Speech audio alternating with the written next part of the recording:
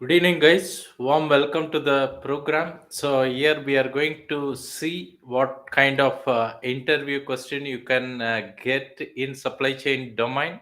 So, I am doing three kinds of program. One is answering the question directly. Number one, that's what this program is.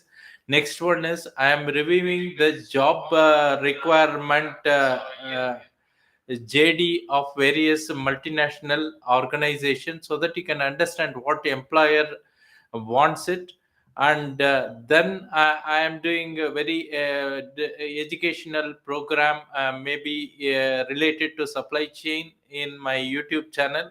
So if you want to benefit, you can subscribe to my YouTube channel and see various format. Especially all this are important when you are looking for a job, and you are finding it a problem even to get an interview call. Okay, once you get an interview call, you have to answer the question correctly. That is the reason why these kind of sessions are held. Let me introduce today's question to you. So we are going to see the question number 104 on the supply chain. The question is, what is MRP? Okay, material requirement planning. It is one of the important position planning function in many organization, whether you are in retail, manufacturing, distribution, or e-commerce, possibly even a software development. You need to understand what is MRP. Okay, though it is a part of ERP, but it is a process. You are planning for a material. When we say MRP, it is a material planning or supply planning, and you are arranging for getting the necessary amount of material at the required time. That's where we use this process. It is a planning tool. If you are in the manufacturing plant, then you have to issue the work order inside so that they can start the production. So they need to be aware what quantity when it is required. So running MRP triggers this action. If this particular product is not made inside the organization, then it triggers a purchase order to the concerned vendor. Purchasing department might have fixed the vendor for all of the SKUs if it is procured from the outside.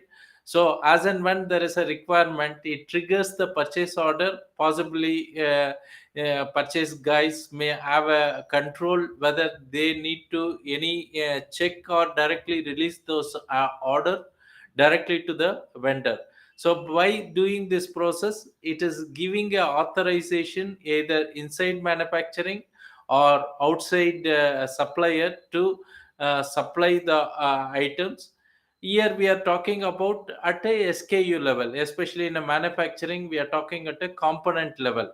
Okay, it's not a finished product or sub assemblies, but here finally we are talking about a component level, and the planning horizon is very short. We are talking about the coming days or 1 week or 3 week, like that. So we are talking at a component level.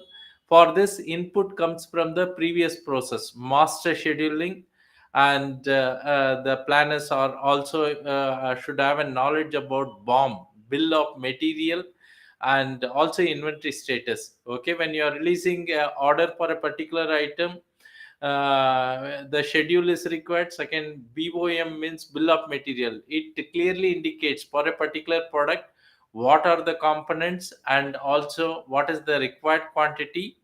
And the inventory status means possibly you might already have some quantity inside your organization. So it's going to go and check whether what quantity we already have, and possibly some quantities are in transit, and it does a calculation based on all these three things, what is the net quantity required. And of course, for this, one more important thing is timing offset. For a particular product, if you want 100 components, possibly all the components are not required at one go. Maybe some components are required 2 weeks early, some component 2 days early, like that. It depends upon at what stage of assembly these components are required, and finally it schedules as per that requirement. That's what we call as a timing offset. And the output from this process is either issuing a work order to the manufacturing or purchase order for the external vendors in terms of how much quantity is required and when it should be supplied. Okay, some nowadays what happens, purchase releases the open order, which means they fix the price and the quantity over a period of 1 year.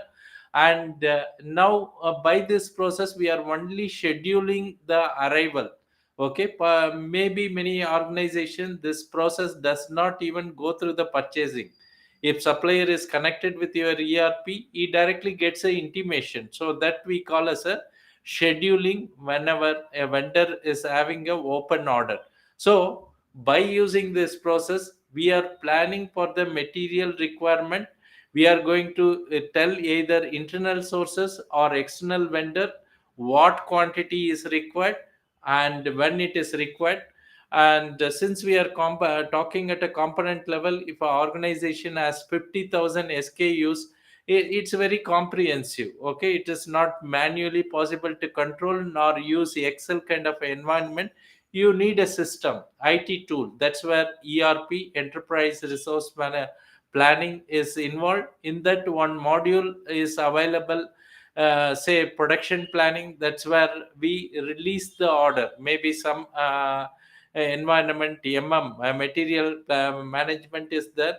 So this releases order for each of the SKUs at the required time in the required quantity, so that you can ensure the timely arrival of the material. Okay, I am trying to do this kind of simple questions which may helpful for the people who are in the supply chain. Either you are attending interview or you are trying to benefit from your own knowledge point of view. If you have any such similar question, you can type in the LinkedIn comment or chat in the YouTube which is live today, so that we can come up with such question in the next session. Thanks for watching. Have a nice evening.